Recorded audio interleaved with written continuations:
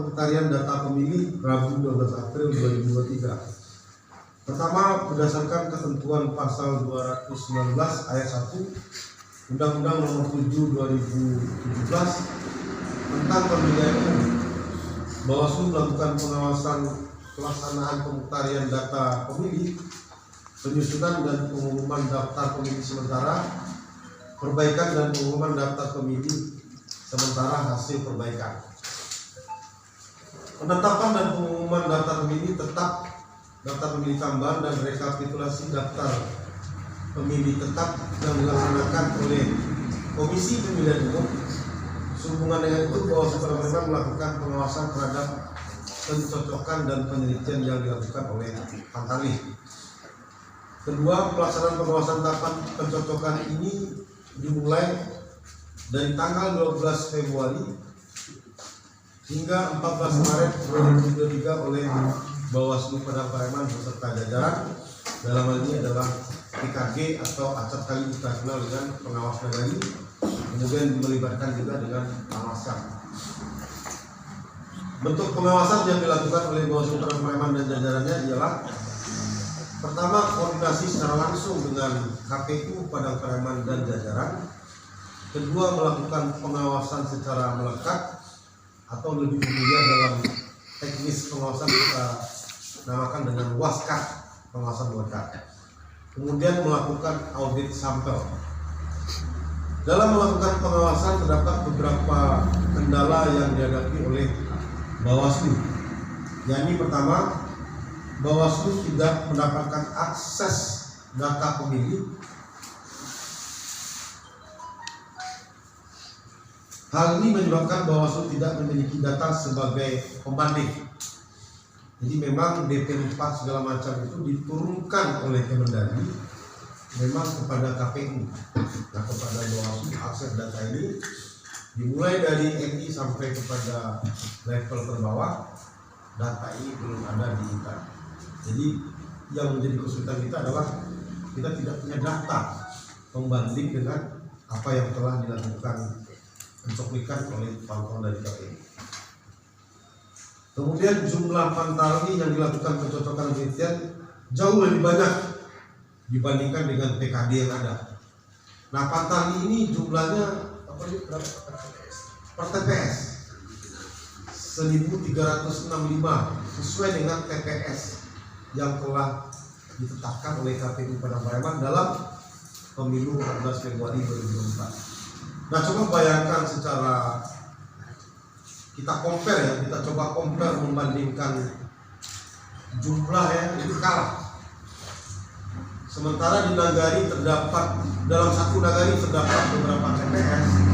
Nah, sementara dalam satu nagari pengawas kelurahan desa atau kita sebut dengan pengawas nagari ini hanya satu biasa.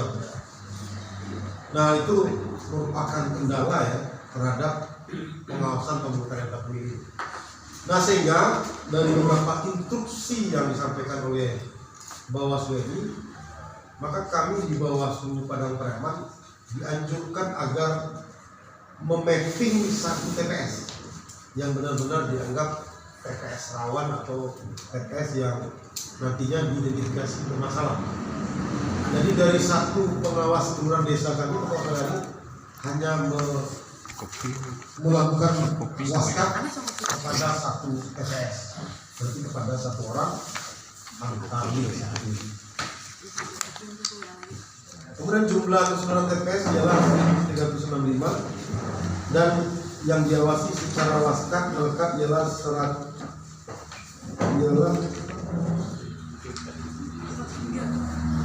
ya. Untuk penelitian dilakukan audit sampel.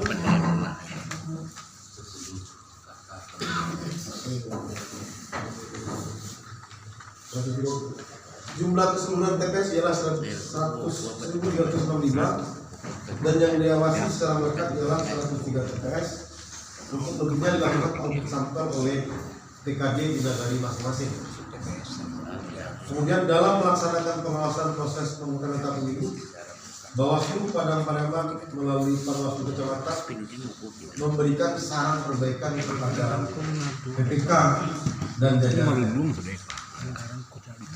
Ketujuh dari 17 kecamatan yang ada di Bawaslu Padang Pariaman terdapat 7 kecamatan yang memberikan saran perbaikan, yakni 6 Limpung, 4 Koto Awal Balitang, Kopo Gadang, 4 Tapuan, 5 Koto Timur, dan 7 Koto dengan rinciannya yang saya anggap berdasarkan.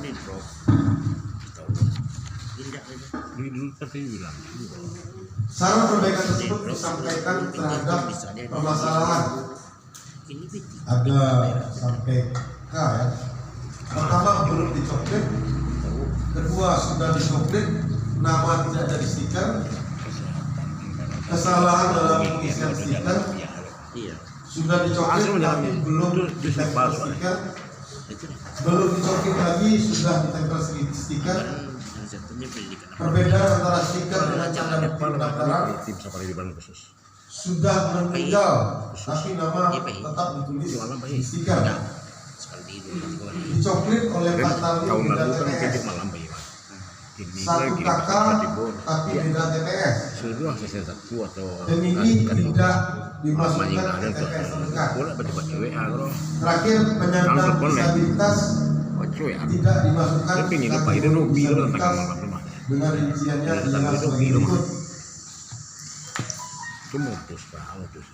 Jadi ini saya bacakan juga saran perbaikan perjanjian penyandang disabilitas tidak memiliki kategori. Ada sebanyak 2 orang. Pemilih tidak dimasukkan ke TPS terdekat sebanyak 5 orang. Satu kakak tapi beda TPS 3 orang. Dicoklit oleh Pak Tali beda TPS sebanyak 2 orang. Sudah meninggal, nama ditulis di stiker 2 pemilih. Perbedaan antara stiker dengan tanda bukti adalah 4 pemilih. Belum dicoklit sudah ditempel stiker tapi orang pemilih. Sudah dicoklit tapi belum ditempel stiker 9 orang pemilih. Kesalahan dalam pengisian stiker 21 orang pemilih. Sudah dicoklit nama tidak ada stiker 4 orang pemilih. Kemudian belum dicoklit ada sebanyak 48 orang pemilih. Dari jumlah total 100 saran perbaikan yang diberikan oleh jajaran Bawaslu Kecamatan, PPK menindaklanjuti secara keseluruhan saran perbaikan yang kami berikan. Jadi seperti itu bahan konferensi pers yang, karena dalam sebuah bacaan artikel pers merupakan termasuk pilar demokrasi yang keempat. Jadi saya harapkan pers juga bisa mengawal proses pengumpulan data pemilih, terutama sekali bagi masyarakat yang belum diidentifikasi oleh KPU, kemudian belum dicoklit oleh KPU dan jajarannya. Atau bisa saja kayak DEPA ya, tetangganya ini adalah TNI yang menurut pemikiran dari KPU dan jajaran ini nggak bisa pilih. Nah rupanya TNI ini sudah purnawirawan 2021 yang lalu. Dikarenakan dia sudah purnawirawan, tentu saja dia telah mendapatkan hak untuk memilih ya di dalam pemilu 2024. Termasuk bagi orang-orang yang diketahui tapi belum dicoklit oleh KPU dan jajaran tentang orang-orang ini yang sudah meninggal. Karena data orang meninggal ini kan setiap hari ada orang meninggal. Nah kadang-kadang ini tidak terawasi dan tidak terdata dengan baik oleh KPU, sehingga KPU lupa men-TMS-kan orang meninggal ini. Di beberapa tempat ini agak ketawa kita bahwa proses pengawasan Bawaslu pun untuk memastikan orang meninggal ini sampai ke makam TPU. Apakah benar orang ini meninggal atau tidak? Ya pergi ke makam itu. Ada nama, termasuk tanggal lahir segala macam, untuk memastikan bahwa memang orang ini sudah meninggal atau tidak. Nah ini salah satu prolog di dalam konferensi pers yang kami sampaikan. Oke baik, kami langsung ya. Ini karena konferensi pers ini dibuat oleh kami semua, makanya kami bacakan